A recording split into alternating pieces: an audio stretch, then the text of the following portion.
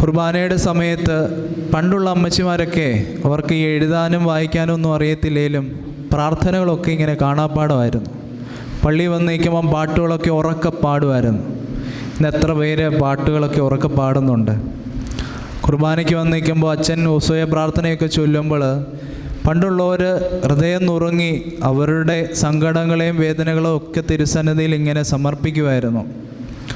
ഇന്ന് എത്ര പേര് അത്തരത്തിൽ ചെയ്യുന്നുണ്ട്? നമ്മൾ പള്ളിയിൽ നിന്ന് അച്ഛൻ ഉസയ പ്രാർത്ഥനയും അല്ലെങ്കിൽ ധൂപക്കുറ്റി വാഴ്വിൻ്റെയൊക്കെ സമയത്ത് നമ്മൾ നോക്കും, ഇങ്ങനെ കിഴക്കോട്ട് നോക്കി നിൽക്കും. പക്ഷെ നമ്മുടെ ചിന്തയൊക്കെ എവിടാ? അമ്മമാരൊക്കെ ചിന്തിക്കും, ഇത് അച്ഛനും പെട്ടെന്ന് തീർത്താരെ വീട്ടിൽ ചെന്നിട്ട് ഫ്രിഡ്ജിൽ ഇരിക്കുന്ന കറിയൊക്കെ ചൂടാക്കി ദോശയും ചുട്ട് പിള്ളേർക്ക് കൊടുക്കാമായിരുന്നു. ആ ഒരു ചിന്തയോടായിരിക്കും നിൽക്കുന്നത്. അപ്പന്മാരാണ് ചിന്തിക്കുന്നത് എന്തോ, തിങ്കളാഴ്ച എന്നിട്ട് ബിസിനസ് ചെയ്യുന്നവരാണ് തിങ്കളാഴ്ച എന്നിട്ട് ആരുടെ അടുത്ത് പോയിട്ട് കടം മേടിക്കണം, അല്ലെങ്കിൽ ആരുടെ കടം